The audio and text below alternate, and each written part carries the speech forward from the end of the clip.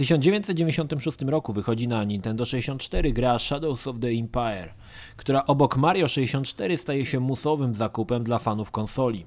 Gra została wydana jako rozszerzenie klasycznej trylogii i użyto tych samych technik marketingowych co przy kolejnym filmie. Shadow of the Empire to książki, komiksy, figurki, soundtrack oraz oczywiście gra. Całość miała przypominać wydanie filmu, ale bez filmu. Seria przedstawia nam nowego bohatera, Dasha Rendara, którego przygody dzieją się obok klasycznej trylogii. Akcja rozpoczyna się od obrony bazy Echo na Hot, gdzie za sterami Landspeedera niszczymy kolejne maszyny AT i AT-ST. Później dochodzą poziomy celowniczkowe, chodzone czy wyścigi na speederbike'ach na Tatooine. Staniemy także naprzeciw IG-88, jak i zmierzymy się z samym Boba Fettem. Zmienił się też główny czarny charakter, tym razem był to książę Xizor, który chce zająć miejsce po Lordzie Vaderze w sytuacji, gdy uda mu się uśmiercić Luke'a. Cały czas gdzieś z boku dzieją się wydarzenia z filmu. Widzimy je jednak z perspektywy Dasha Rendara. Gra oferowała całkiem dobrą na owe czasy grafikę 3D. Dopiero po roku pojawił się port na komputery PC, który został wzbogacony o prerenderowane przerywniki filmowe. Choć gra była dość krótka, a poziomy bardzo nierówne, fani bardzo ciepło przyjęli grę. Była to jedna z pierwszych gier na akceleratory 3D. Niecałe 2 lata po pierwszym Dark Forces na rynek wychodzi kontynuacja z ogromnymi względem pierwowzoru zmianami. Silnik Sith Engine, wspierany akceleratorami 3D, tym razem był w pełni trójwymiarowy. Do gry dorzucono zarządzanie mocą Jedi, co dało lekki posmak gry RPG. Dodano przerywniki z aktorami, które w tamtym czasie były dość modne. Zmieniono aparycję Kyla Katarna. Z zakapiora najemnika stał się kędzierzawym brodaczem. Warto zwrócić uwagę, że w grze pojawiły się pierwsze od czasu powrotu Jedi sfilmowane pojedynki na miecze świetlne. Głównym bossem był Jarek, który chce odnaleźć mapę do legendarnej Valley of the Jedi, aby przy ich pomocy odbudować potęgę mrocznych Sithów. Gra oferowała 21 zróżnicowanych poziomów oraz paru bossów. Nowością była tutaj walka mieczem świetlnym oraz możliwość opowiedzenia się za jasną lub ciemną stroną mocy, co prowadziło do 2 różnych zakończeń. Jedi Knight zdobył sporą popularność, do której przyczyniła się też możliwość gry multiplayer. Po niecałych 5 miesiącach pojawił się oficjalny dodatek sprzedawany osobno, nazwany Mysteries of the Sith, który dział się 5 lat po wydarzeniach z podstawki. Tutaj sterowaliśmy na zmianę 2 bohaterami, Kylem i bardzo lubianą bohaterką Marą Jade. Dodatek oferował lepsze oświetlenie, tekstury oraz modele. Podobnie jak w podstawce mieliśmy możliwość wybrania strony mocy. Dodano 21 nowych przeciwników, w tym chociażby Rancora.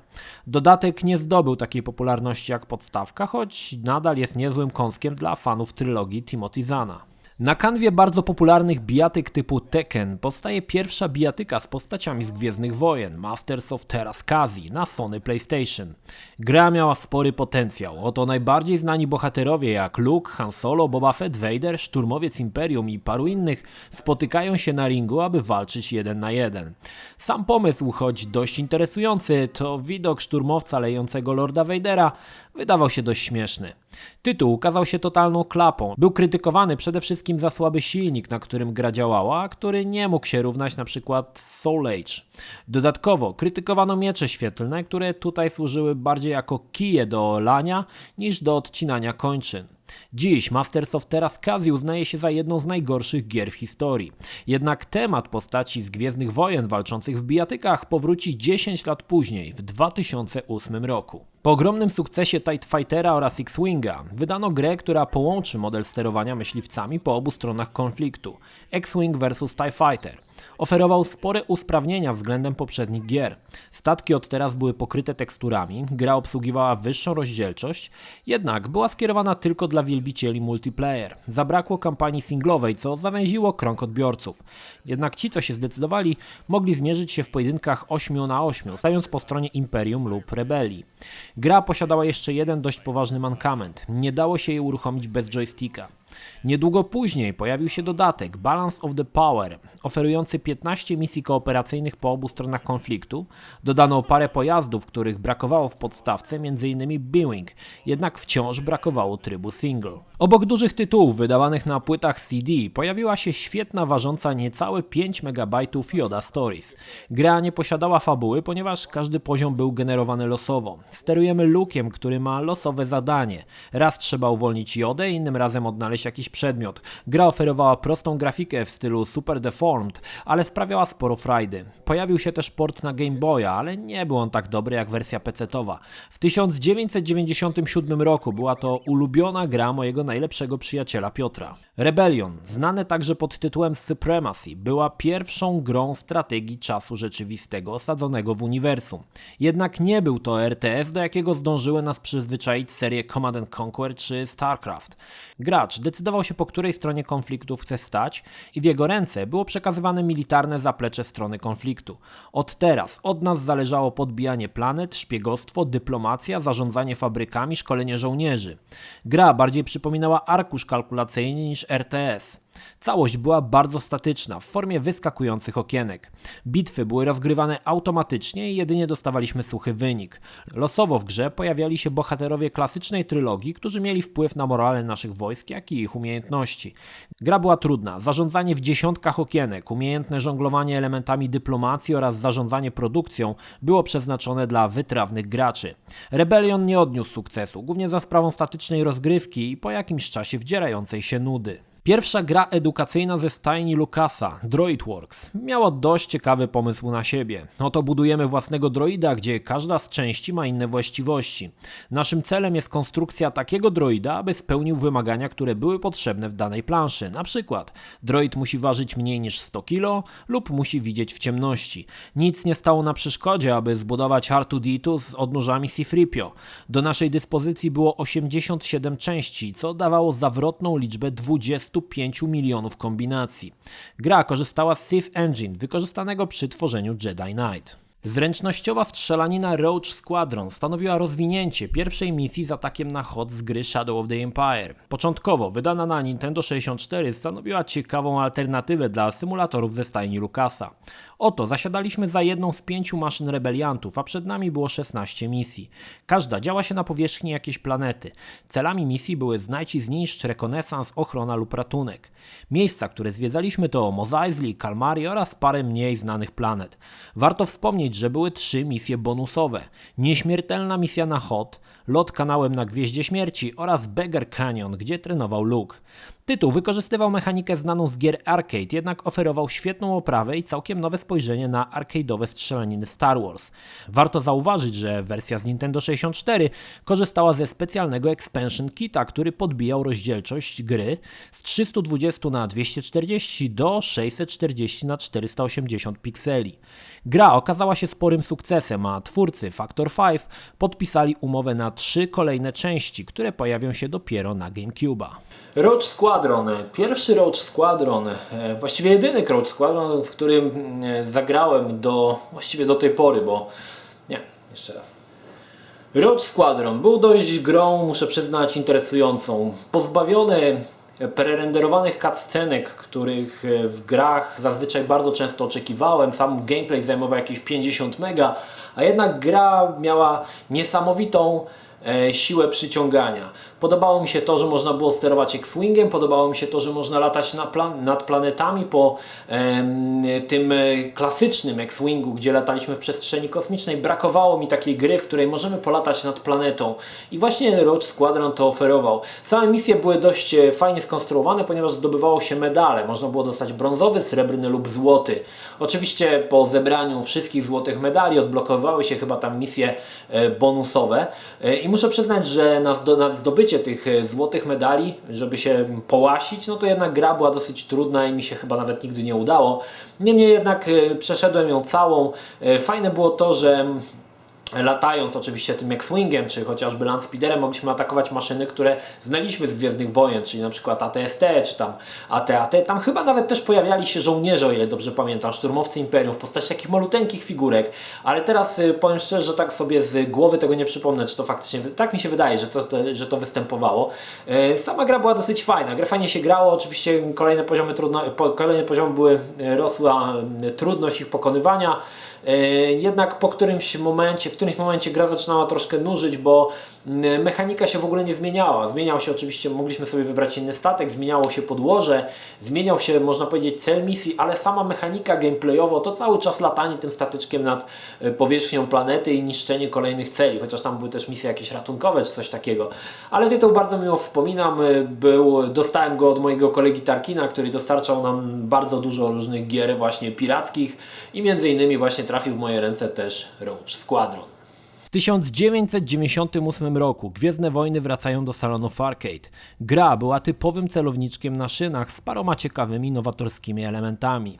Grę zaczynał atak na pierwszą Gwiazdę Śmierci, gdzie pokonywaliśmy kolejne fale TIE Fighterów, aby w końcu wystrzelić torpedy do szybu wentylacyjnego. Drugi poziom to nieśmiertelny atak na Hoth, gdzie tym razem jakościowo pobiło nawet misję z Shadow of the Empire. Kolejny poziom był sporą niespodzianką, oto mieliśmy pojedynek z Boba Fettem z widoku pierwszej osoby. Tego typu rozwiązanie, znane z Jedi Knight, w salonach arcade pojawiło się po raz pierwszy. Znalazł się poziom ze speederbike'ami na Endorze oraz walka nad nim samym, oraz pojedynek z samym Lordem Vaderem. Gra oferowała na ówczesne czasy niesamowitą grafikę, gdzie akcja pędziła na łeb na szyję. Do dziś uważana jest za jedną z najlepszych arcade'owych strzelanek Star Wars. Star Wars Arcade. Słuchajcie, historia może nie będzie tutaj długa, ale zetknąłem się z tą grą w jednym z łódzkich salonów gier. Wierzcie mi, że było coś kiedyś takiego w Łodzi, tego typu przybytki. Pamiętam, że przechadzając się po tym salonie gier i tam oglądam sobie, patrzyłem sobie, ja nigdy nie gram w salonach gier, zazwyczaj chodzę sobie popatrzeć co mają i popatrzeć jak to wygląda. Zaskoczył mnie interesujący dźwięk i był to dźwięk oczywiście Lorda Vadera syczącego w hełmie. Momentalnie doszedłem do tego automatu, przy którym wtedy nikt nie stał i szło taki ten demo, taki loopik, który pokazywał jak w co się będzie grało. Moment, w który akurat podszedłem, to była oczywiście walka na miecze świetlne z perspektywy pierwszej osoby z Lordem Vaderem. No muszę przyznać, że zrobiło na mnie to potworne wrażenie, ponieważ w tamtym czasie tego typu grafika, którą właśnie widziałem w salonach arcade, nie była dostępna jeszcze na komputerach. Komputery były za słabe, żeby udźwignąć taką grafikę, jaka była w salonach właśnie arcade'owych, ale naprawdę wyglądało to, słuchajcie, niesamowicie i powiem szczerze, że też byłem zdziwiony z jednego powodu, że nigdy o tej grze nie słyszałem, że nagle się pokazuje, nagle widzę grę z Gwiezdnych Wojen, o której nigdy nie słyszałem i pamiętam ten moment właśnie, że widziałem tą walkę z Lordem Vaderem, to naprawdę zrobiło na mnie ogromne wrażenie. Parę lat później, gdy nadeszła era emulatorów i popularny emulator MAME, pojawił się ROM ze Star Wars Arcade, jednak on długo nie działa, ja długo nie mogłem w niego zagrać, bardzo właśnie, z każdą kolejną wersją MAME czekałem na ten kolejny, żeby działał ten Star Wars Arcade, ale on nigdy, słuchajcie, nie działał, ten Star Wars Trilogy właściwie. I w którymś momencie w końcu on ruszył. Gra była stworzona przez Segę. Muszę przyznać, że nie zawiodłem się. Chociaż był to celowniczek i można powiedzieć taka mocno nieinteraktywna przygoda, gdzie poruszaliśmy się po określonych ścieżkach. To jednak ja nie jestem przeciwnikiem celowniczków. Bardzo je lubię do dzisiaj i Star Wars Trilogy Arcade sprawił mi masę radości. Grałem w niego na emulatorze. Chociaż nie była to taka radość, jaką na pewno bym czuł grając oryginalnie w salonie arcade. Czwarta z serii gier zapoczątkowanych przez X-Winga po dość niefortunnym X-Wing vs TIE Fighter wracała na prawidłowe tory. X-Wing Alliance to ponownie Space Sim, jednak tym razem postawiono ponownie na fabułę i grę single. Wcielamy się w Weissa Azamina, przemytnika sympatyzującego z rebeliantami.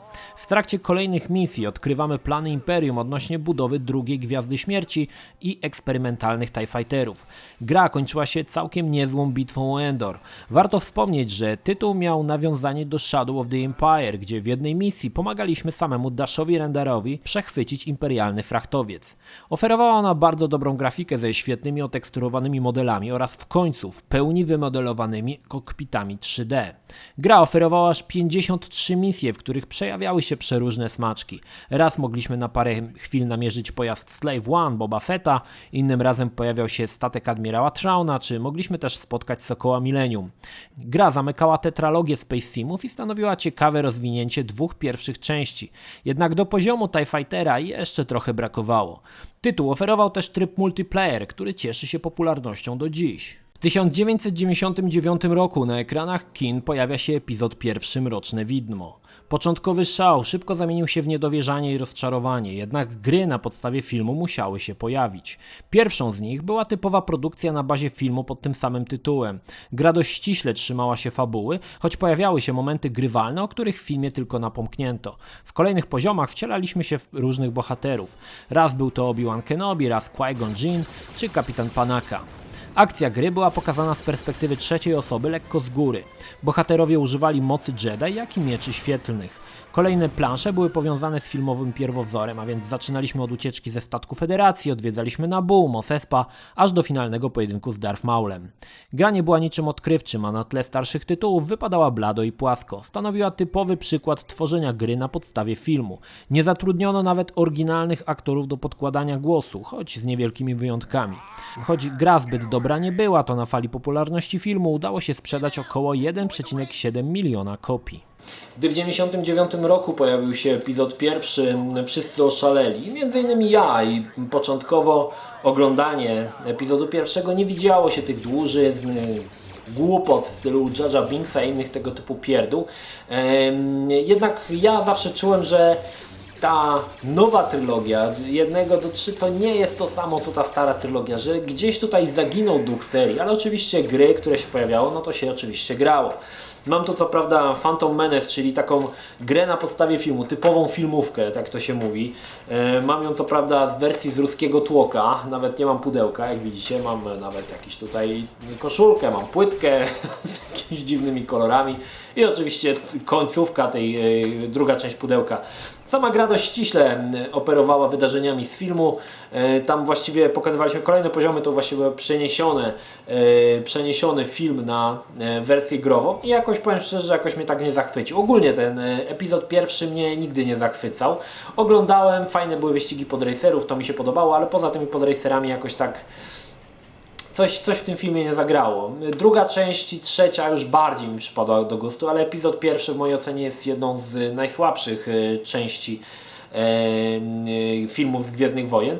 No i oczywiście gra, która się pojawiła, taka typowa filmówka, czyli wyciągnięcie kasy od ludzi, którzy widzieli filmy, którzy chcieli sobie przedłużyć radochę właśnie w domowym zaciszu, grając na komputerze właśnie w tego typu grę, no też nie była za dobra. Najlepszą rzeczą, jaką oferował epizod pierwszy, były bez wątpienia wyścigi podracerów. Nic dziwnego, że postanowiono przekuć to na pierwsze wyścigi z uniwersum. Gra okazała się gigantycznym sukcesem i do dziś utrzymuje rekord Guinnessa w ilości sprzedanych egzemplarzy wśród kosmicznych ścigałek, przebijając nawet kultowy Wipeout. Gra zasadniczo nie posiada fabuły, a do pokonania było 25 tras na 8 światach. Ścigać się można było jednym z 23 podracerów, w tym oczywiście był też pojazd Anakina Skywalkera. Pojazdy można było upgrade'ować za wygrane pieniądze w 7 kategoriach. Gra doskonale oddawała uczucie pędu i niesamowitą prędkość podracerów. Końcowe poziomy wymagały perfekcyjnego opanowania trasy i trochę szczęścia, ponieważ pojazd łatwo mógł ulec zniszczeniu poprzez uderzenie w oponenta lub fragment trasy, czy poprzez przegrzanie silnika. Gra oryginalnie pojawiła się na Nintendo 64, a potem została przeportowana na PC, gdzie dodano dodatkowo prerenderowane cutscenki. Racer był bardzo dobrze przyjęty przez fanów. Pędzenie na niewielkiej gondoli ciągniętej przez dwa ogromne silniki z prędkością ponad 300 km na godzinę potrafiło wciągnąć. Do dziś to najlepsza i zarazem jedyna ścigałka z uniwersum Star Wars. Gungan Frontier był grą dość dziwną. Akcja działa się na księżycu Naboo, gdzie naszym celem było stworzenie ekosystemu, który pomógłby rasie Gungan skolonizować planetę. Gra była skomplikowana i niezbyt zrozumiała i do dziś stanowi jedną z najsłabszych gier z uniwersum. Sam pomysł oparty na znienawidzonej przez fanów rasie Gungan wydawał się dość ryzykowny. Grę zaczynaliśmy od sadzenia roślin i wypuszczenia organizmów, które zaczynały się mnożyć i łączyć, tworząc całkowicie nowe gatunki. W czasie zarządzania ekosystemu mogły nam się przytrafić losowe zdarzenia, jak trzęsienie księżyca, toksyczna chmura itd. Gra nie posiadała celu i nigdy się nie kończyła. Można było w nieskończoność utrzymywać stworzony ekosystem. Brzydka grafika, nudna rozgrywka i całkowicie nieintuicyjne sterowanie ograniczyło ilość zainteresowanych graczy. Nie są znane nawet ilości sprzedanych egzemplarzy tego nieudanego eksperymentu. Gungan Frontier. Słuchajcie, chyba jeden z najgorszych zakupów pirackiej płyty, jaki miałem w życiu, bo mam oczywiście ruskiego tłoka, który kosztował mnie 30 zł i oczywiście działała tutaj magia marki. Jeżeli zobaczyłem Star Wars, to ja już wiedziałem, że to będzie, no ogólnie tak jest zazwyczaj w większości wypadków, no z niewielkimi wyjątkami, że marka Star Wars oznacza po prostu dobrą grę. No i ja założyłem, że tym razem będzie tak samo, więc wysupłałem 3 dychy z mojego pula Rusa, kupiłem Gun Frontier, przynoszę to do domu, zagrałem w 3 minuty i potem po prostu przez kolejny tydzień bluźniłem, na co ja wydałem pieniądze. Szczerze mówiąc, nie wiem jak to się gra, bo jak mówię, grałem to tylko 5 minut, tylko raz podszedłem do gry i ona po prostu mnie tak odrzuciła, że już więcej do niej nie wróciłem.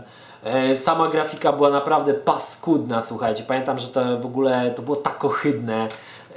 Sama ta rasa Gungan jest, no powiedzmy sobie szczerze, tak średnio fajna i ogólnie Lucas też zauważył swój błąd, umieszczając Jar Jar Binksa w pierwszym epizodzie, to też w kolejnych już go tam było, ale co prawda bardzo mało. Natomiast sama gra była dosyć skomplikowana. Powiem szczerze, że no już wtedy angielski znałem, ale jakoś tak mnie odrzuciła, wiecie, taką szaroburą, paskudną grafiką, jakiś takim... Ciężko powiedzieć czym, no było to po prostu ohydne. Warto zauważyć, że ruski tłok, tu wam jeszcze pokażę, ma ciekawą układkę, która nie jest w ogóle związana z Gun Frontier, bo mamy tu jakiegoś gościa z pistoletem i drugiego z jednym okiem. Nie wiem co to ma, co to w ogóle ma oznaczać. Niemniej jednak Gun Frontier uznaję jako za najsłabszą grę z Gwiezdnych Wojen. Nawet Masters of Terra-Skazji grało mi się lepiej niż w ten badziew.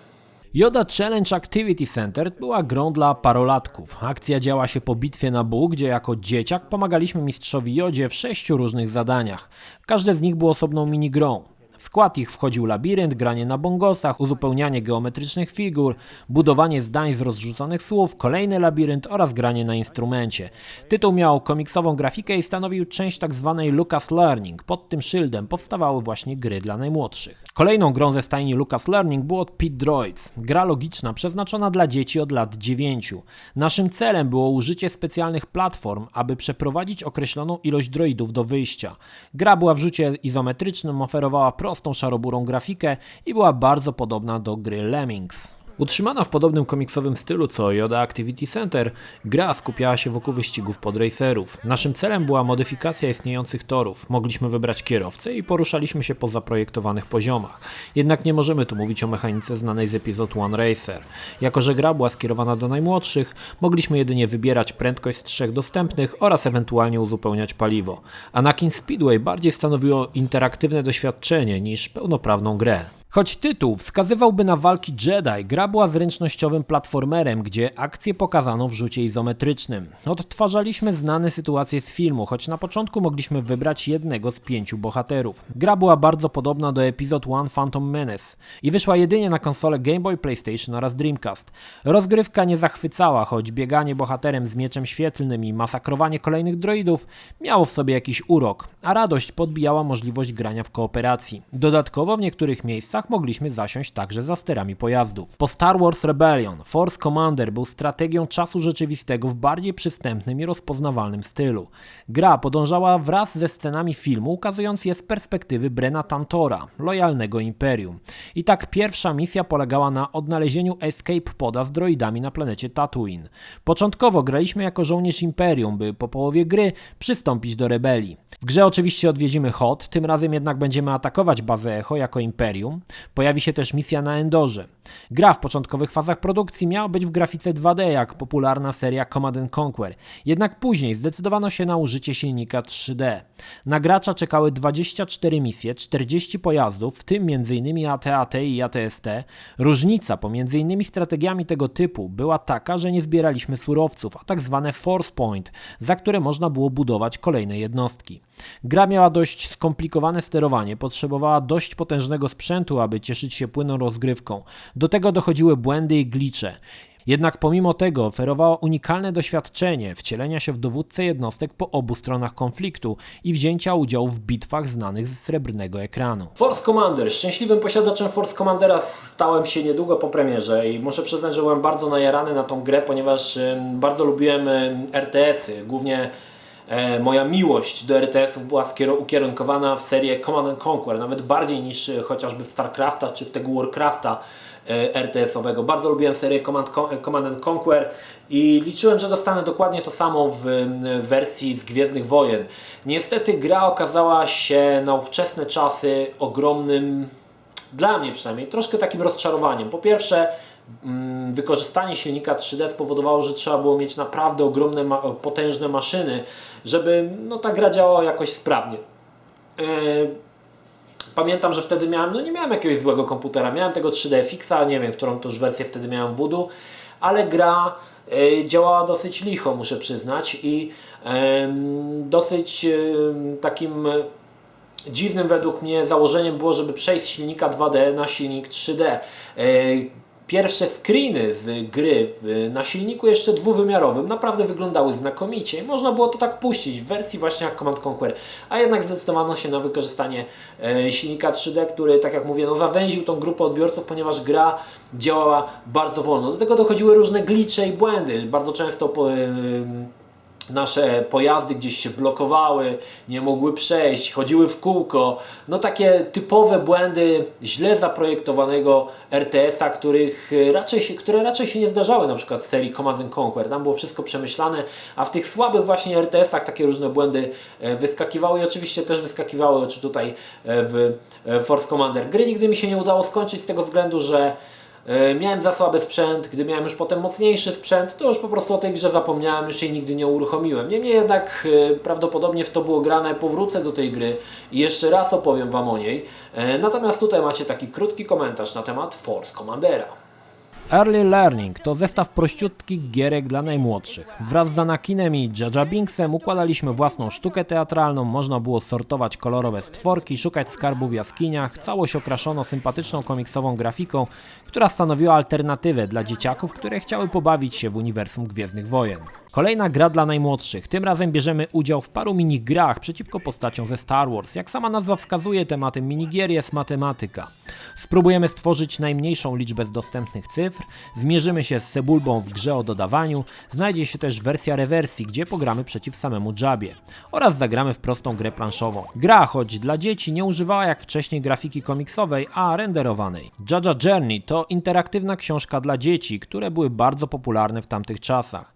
Każda strona była czytana przez Binksa, następnie można było klikać interaktywne elementy. Całość była nieźle animowana w komiksowej grafice. Oprócz czytania pojawiły się też minigry, m.in. powtarzanie sekwencji znaków, gra w memory, czy wydawanie jedzenia przedstawicielom różnych ras. Star Wars Demolition była kolejną wariacją na temat wyścigów, jednak tym razem postawiono na model gameplayowy znany z lubianego Twisted Metal.